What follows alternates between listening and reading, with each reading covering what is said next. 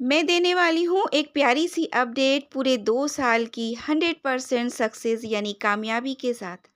ये रहा क्राइनम लिली, क्राइनम लेटिफोलियम, जिसको कि हिंदी में सुदर्शन प्लांट कहते हैं। ये एक मेडिसिनल प्लांट है।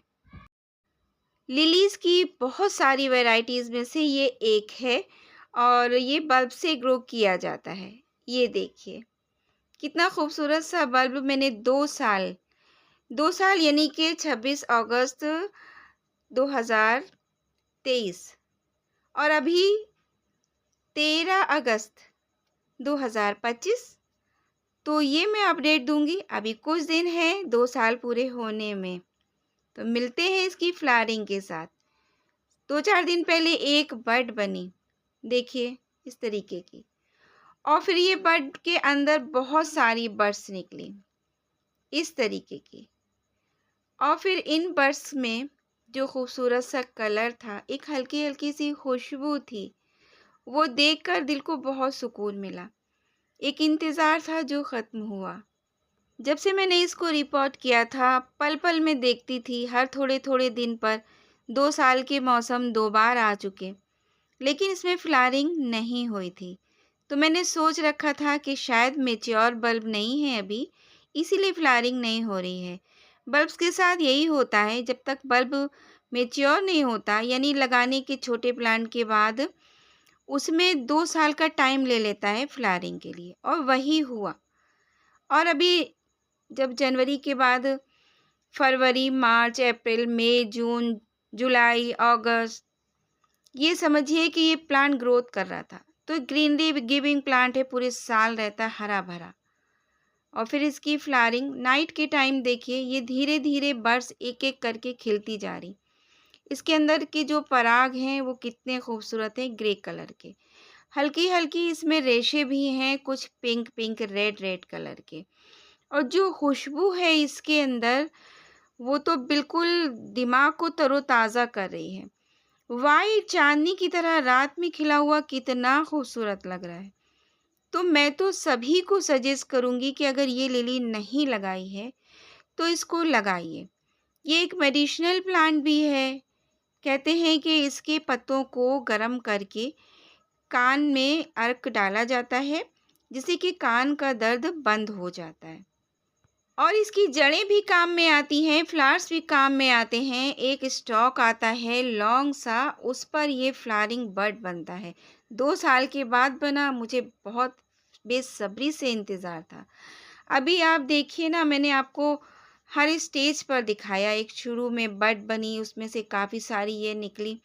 2 उसमें से खिल गए हैं, एक इस साइड में है, एक का फेस उस साइड में है, और इसको छू रहे हैं तो लग रहा है इतना सॉफ्ट है कि अभी टूट जाएगा। और 2-3 बड्स ना खिलने को तैयार है, यानी बहुत सारे। 3 से 4 दिन हो गए हैं एक-एक करके खिल रहे हैं, यानी बना रहता है। तो मैं पूरा साल क्या किया मैंने कि जैसे ही पत्ते निकलते थे और वो ज़मीन पर टच करते थे या पीले पड़ जाते थे इस तरीके से, तो रिमूव कर देती थी इसको, और रखा तो मैंने बिल्कुल फुल सनलाइट में। मिट्टी को ओपन कर देती थी इस तरीके से। तो पूरे साल ये ग्रोथ ही किया है। विंटर्स में मैंने ज़रूर देखा कि ग्रोथ थोड़ा स्लो हो गई थी, क्योंकि सनलाइट नहीं मिलती थी, और फुल सनलाइट में रखा है। और जब से बारिशें हो रही हैं, पानी भी मिल रहा है। और नीचे देखिए बेबी प्लांट्स आ रहे हैं इसके, जिनसे डिवाइड करके न्यू प्लांट्स बनाए जा सकते हैं। इन पत्तों का यूज़ भी है। फ़िलहाल तो हम इसको कंपोस्ट में ही डालेंगे। तो इस टाइम नीचे से हम खोलते रहते थे, ताकि फंगस ना क्रिएट हो, फंगस से बचाना पड़ता था।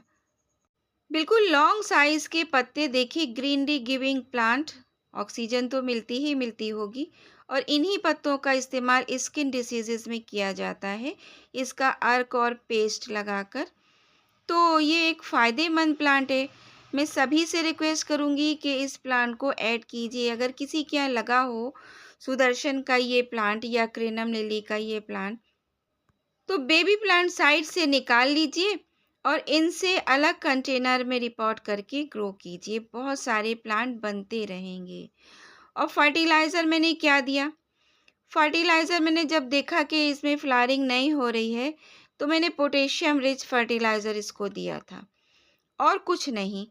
हाँ, मैंने जब इसकी मिट्टी तैयार की थी तो इसमें मैंने 40% सॉइल, 40% रिवर सैंड और 20% कंपोस्ट गोबर खाद मिलाई थी और उसी में मैंने इसको ग्रो किया था। साथ में फंगिसाइड के तौर पर आप राख का या हल्दी का इस्तेमाल करके बल्ब को ग्रो कर सकते हैं और कंटेनर शुरू में थोड़ा छोटा लीजिएगा और फिर उसको रिपोर्ट करते-करते बड़ा कंटेनर दे दीजिएगा, करीब 10 से 12 इंचेस तक का। तो उसमें ये बहुत अच्छे से फिर ग्रो करता रहेगा और जब इसका रूट बाउंड 2 साल के अंदर हो जाता है, तब इसके अंदर फ्लावरिंग होती है। ये मेरा खुद का एक्सपीरियंस है। तो ये जो स्टॉक आया है ना, बड़ा हेल्दी सा, लॉन्ग सा, इसके पत्ते भी लॉन्ग हैं, ये देखिए। तो इसी पर बाद में फ्लावरिंग के बाद में मैंने सुना है कि सीड्स बनते हैं। भाई मेरा तो फर्स्ट एक्सपीरियंस है तो मैं आपको बता रही हूँ, लेकिन ये बीज से भी ग्रो किया जा सकता है, लेकिन बल्ब से ग्रो करना ज़्यादा अच्छा होता है।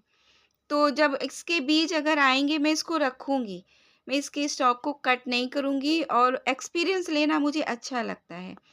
तो मल्टीप्लाई भी करूँगी इंशाल्लाह और बीज भी देखूँगी कि कैसे होते हैं, कैसे ग्रो होता है। तो धीरे-धीरे हम आपको अपडेट और भी देंगे इंशाल्लाह, अगर हम खुद सलामत रहे और ये प्लांट सलामत रहा, तो देते रहेंगे और उससे पहले आप इस वीडियो पर लाइक कीजिएगा। साल में 1 बार फ्लावरिंग होती है इसकी, मैंने नोटिस किया है कि जुलाई, अगस्त, सितंबर तक। तो फिर कहीं पर भी मिले, अभी इसके चांसेस हैं, तो इसको ज़रूर ग्रो कीजिए और चैनल को सब्सक्राइब कीजिएगा अगर अपडेट चाहिए प्यारी-प्यारी सी। अच्छे-अच्छे से कमेंट कीजिए। फिर मिलते हैं नेक्स्ट वीडियो में, तब तक के लिए अल्लाह हाफ़िज़।